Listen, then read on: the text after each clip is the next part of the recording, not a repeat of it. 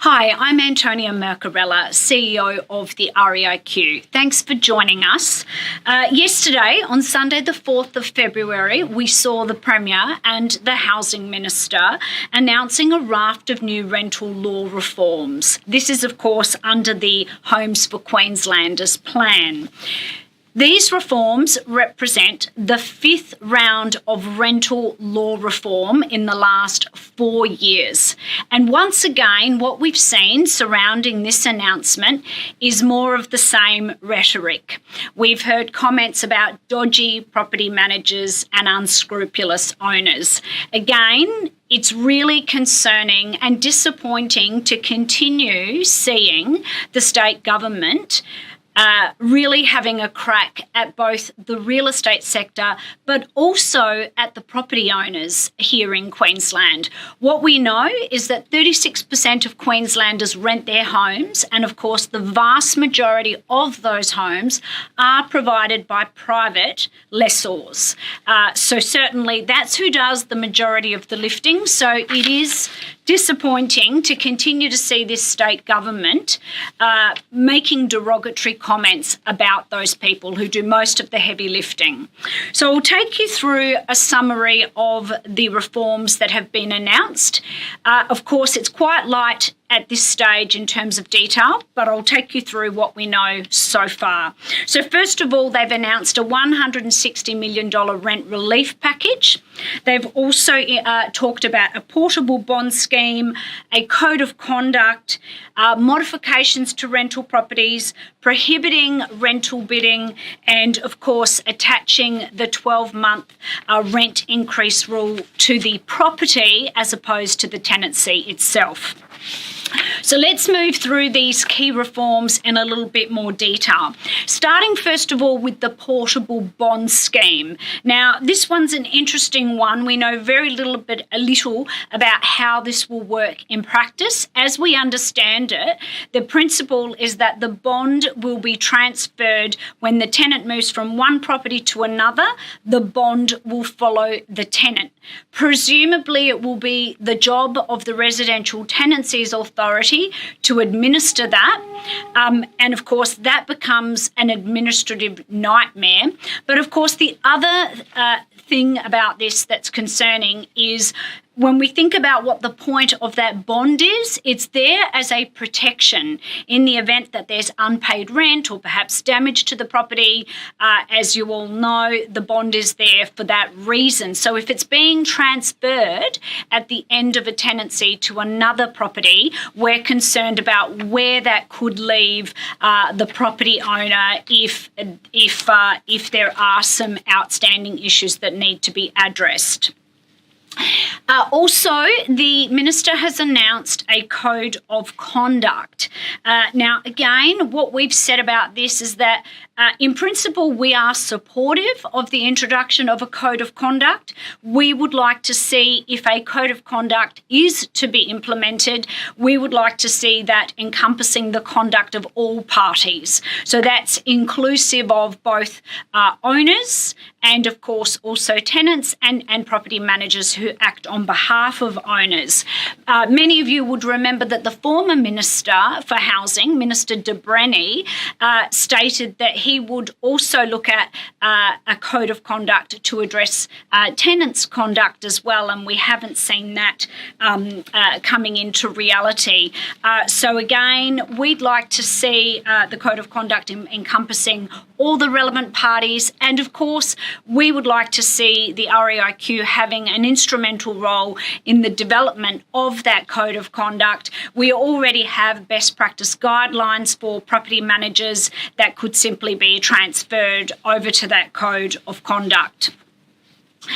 What I will say about the issue of code of conduct that's particularly concerning to us is that when both the Premier and the Housing Minister have talked about the code of conduct, they have talked primarily, in fact, exclusively about dodgy property managers. And again, this is more of the same. I think that's really concerning when we see politicians talking about property managers in this way. What we know and what we've communicated to government is that being a property manager is incredibly challenging, and it's never been as challenging as it has been over the past few years. So again, we'd like to call on the government of the day to stop using pejorative language when it comes to describing property managers. I would invite both the Premier and the Housing Minister to perhaps spend a day with a property manager to actually get some insight into what's truly involved and to understand how incredibly challenging the work is. I'd also like to move now on to this prescribed application for a tenancy. So the idea behind this is that when you receive a tenancy application, the tenancy application, as I understand it, will be in a prescribed form. So there will be consistency across the board as to what you can ask an applicant for.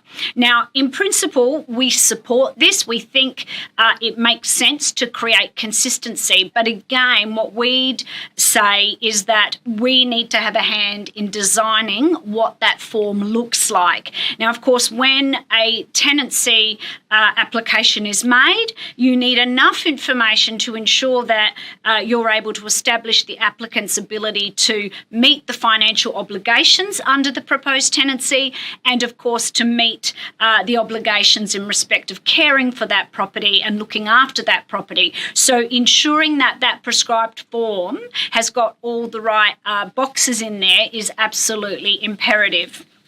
But overall, we would agree with that idea. Now, one of the most concerning aspects of this announcement relates to property modifications. Again, what the government appears to be doing is making it easier for tenants to modify the rental property and potentially doing so without having to obtain the necessary consents from a property owner.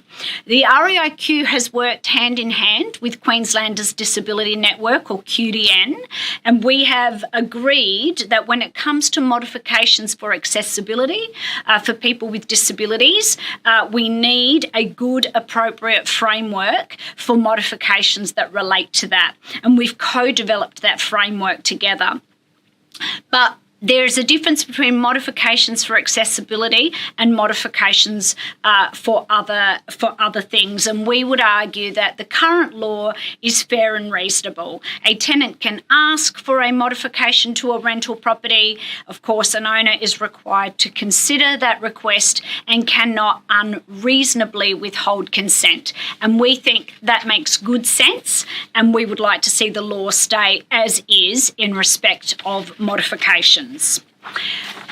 You would have also heard the Premier and the Housing Minister talking about abolishing rental bidding. Now, this one is a little bit perplexing because, of course, it's already law in Queensland. Rental bidding is already unlawful. When a property is advertised for rent, it must be advertised with a price and at a set price. What we have seen emerging, however, is a practice whereby the applicant offers over and above the asking price. Now, interestingly, we've only seen this practice emerging over the last few years, and it is very much a symptom of the lack of housing that we have. So people are so desperate for a rental property, and there is such a shortage, and vacancy rates are at an unprecedented low. So not surprisingly, people are offering more and getting into bidding wars. And again, we've seen property managers blamed for this practice rather than recognising that that practice has emerged because there is such little housing supply. So again, let's look at what the real issue is, which is lack of housing supply in Queensland. So look, the interesting thing about this one is from a property manager perspective, nothing changes. From your perspective, you'll still be required to advertise the property for rent at a fixed price, But the key difference will be, whilst at the moment you're not allowed to ask for more or solicit offers above that, you simply won't be allowed to accept higher rent, even if someone is prepared to pay more. And of course, one of the most concerning aspects of this announcement is this reform that involves rent increase limits attaching to the property itself rather than the tenancy agreement. Now, this one is, I've got to say, pretty infuriating, because this stems from the poorly thought out and executed rental limit increase law changes that we saw in April last year. You'll remember that the government rushed through those legislative changes whereby they introduced rent increase limits, so to only once per annum. And of course, they did that so badly that it created the exact consequences we warned them about. So what's worrying about this is, whilst it might seem to not be a big deal, it is actually at law very significant that you are effectively saying that rent limit of once per annum in terms of rent increases attaches to the property. It will create a series of issues when that property is to be sold, and of course it's quite impractical for an incoming purchaser, for example, and certainly we disagree with this, and we will continue to advocate against this particular change. We would also add that it's completely unnecessary. It's such an extreme reform that isn't necessary, particularly when you consider the average length of a tenancy agreement sits at around 22 months now, and so we would argue it's redundant and unnecessary, and it sets actually a pretty dangerous precedent once you start attaching statutory obligations relating to tenancy to a property. That is an incredibly dangerous precedent in our view. Also, we heard the government announce a package of $160 million in rent relief over the course of 5 years. We do welcome that particular reform. We've always said that government needs to do more to help the most vulnerable people in our community, so certainly we welcome that. We are on the record many times as saying that government needs to offer more tailored support to particular sections of our community. So certainly we welcome that particular reform. So I wanted to say a few things in summary. Today is really just to give you a bit of an overview of the key reforms. There's very little detail available at this stage. So please don't panic. It's early days. We are yet to see the draft bill. There's a lot that needs to happen between now and the election. So we will see a draft bill, and that will tell us more. And as your peak body, we will continue to ensure that we are advocating for more fair and balanced frameworks. And also, there's already some confusion in the industry. Please understand that this is not yet law. It is an announcement of the proposed reforms and nothing more. It's important to stay informed and up to date, but this is not yet law. We still need a bill to go into Parliament. We need that to pass. And of course, the reality is we probably won't see, even once that bill does make its way through the necessary legislative channels, we won't see this becoming law for probably at least another 12 months thereafter. So there's plenty of time, and as your peak body, we will ensure that we are delivering up-to-date education and keeping you informed. So don't panic and don't be spending money unnecessarily right now because, frankly, this is all we know at this stage, and so just wait, keep your powder dry, and we'll be sure to keep you informed of what lies ahead.